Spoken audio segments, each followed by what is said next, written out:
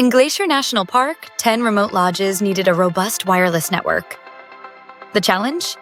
Using 100-year-old wiring for modern connectivity.